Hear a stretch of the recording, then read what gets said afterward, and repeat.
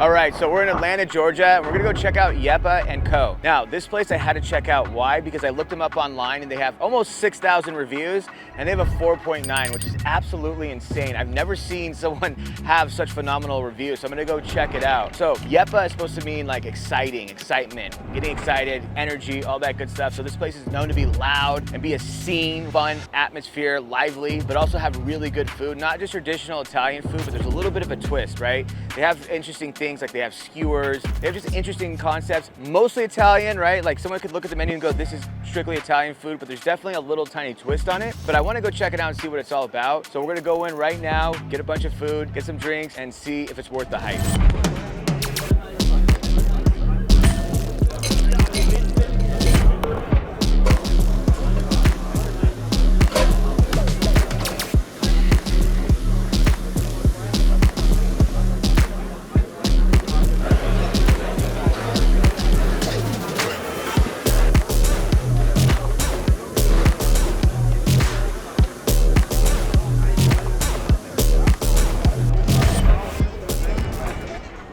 All right, so that was good. So a couple of things I would focus on is the food part of it, right? And then there's the guest experience part of it. So when we walked in, right away, they're packed wall to wall. It's Wednesday night. I didn't think to make a reservation. One thing I did know about this place is that they had a crazy amount of reviews, like I said earlier, but as soon as I walked in, I'm like, we're not gonna get a table.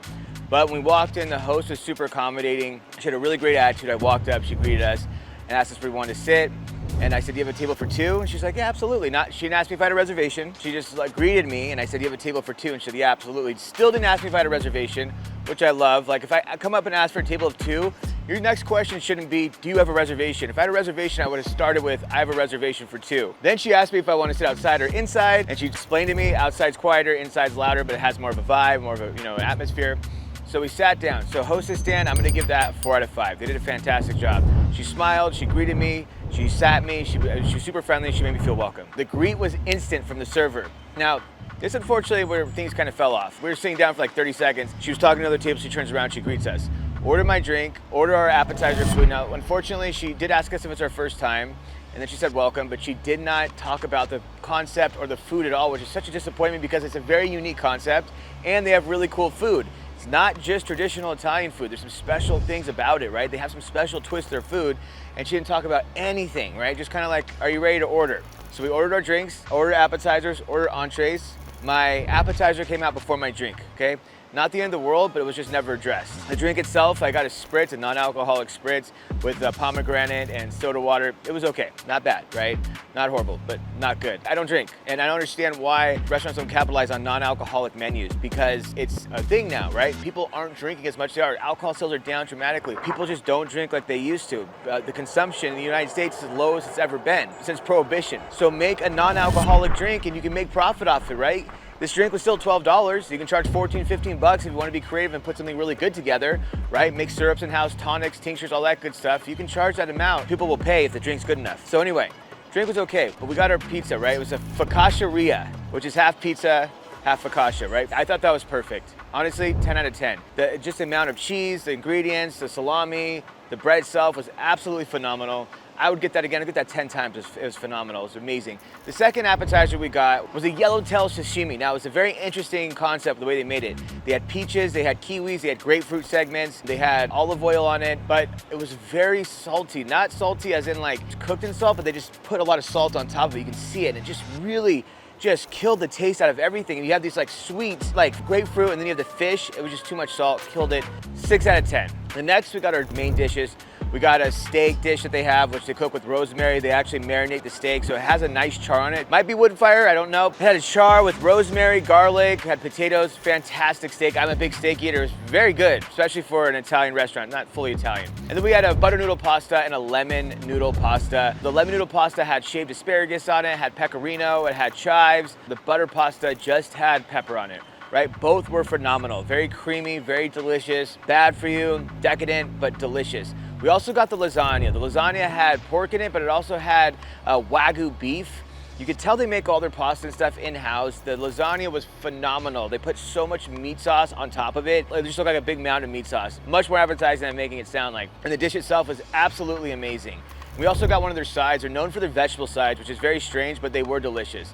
They put shallots, garlic, pepper. They cook them over fire, really, really good. We got the greens, but they have like green beans, all this good stuff, broccolini. The greens were really good. So the service, right? The server checked up on us periodically, right? It's very transactional.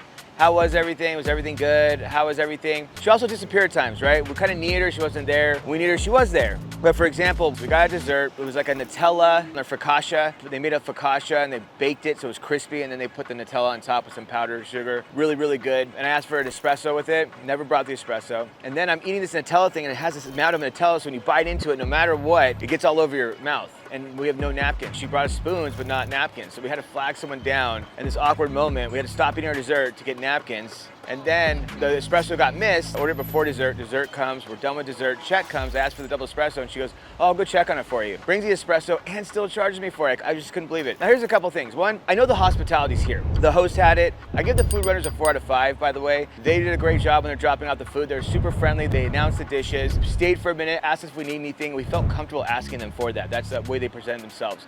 Management here, I'm gonna give a 5 out of 5. Every time we interacted with the manager, they were super hospitable, right? When they dropped off food, they were talking to us, right? Very friendly.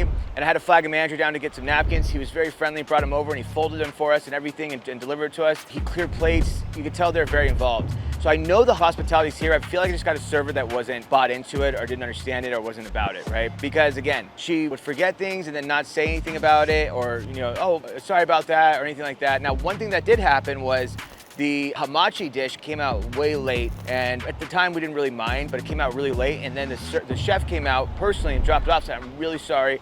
I had to cut all this fruit fresh for you, and we ran out of it, so I had to go back and cut it fresh. I'm really sorry, that's why it took so long." Okay, cool, we're actually very okay with that. But then when we brought out the entrees, he brought us out a noodle dish, right? And he goes, "By the way, just another way of us saying we're really sorry about that dish.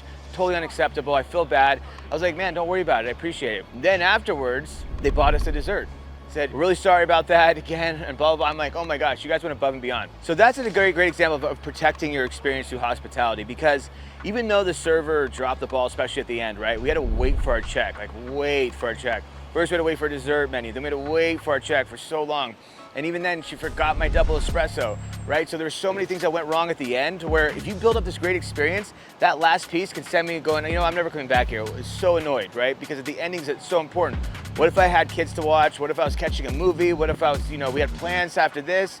Waiting like that, you don't want to make guests wait. And you obviously don't want to forget things. Those are really important. And if you do forget things, you want to be apologetic about it. And you want to address it. So that was a big piece of it. So for service, I would give her a 2 out of 10. You know, it's just, there was no hospitality. She was friendly, she was nice, she addressed everything. Again, smiling the whole time. Wasn't very knowledgeable about the menu, that's how it felt at least. When I asked her for a non-alcoholic drink recommendation, she pointed and said, "I really like that top one." When I asked her for food recommendations, she would point at dishes and say, "I really like that one, and I really like this one." Almost like she didn't know the names of the dishes, and so the food knowledge wasn't there. And it's nothing against her, it just feels like she was not trained properly. Maybe that's what it was, I don't know. So overall experience, would I come back? I would come back because the atmosphere and the food is so good, and the hospitality was protected by the kitchen staff, the management team, the food runners, the hostesses. It was not just a fail all around. And again, the service wasn't necessarily bad, it was just transactional. If I was looking for transactional, if I was at like maybe a Chili's, totally passable, right? But a place like this, a little higher of a price point. We paid over $200 for 2 people who weren't drinking. Not a cheap place to eat. We do expect a little bit more of an elevation, so that would be a weakness. What I would do is come back, try it again, and see if I just got a server that had an off day. That might be the case, and this place might be the hit that it's representing online. But if you're asking if I recommend it, absolutely, come check it out.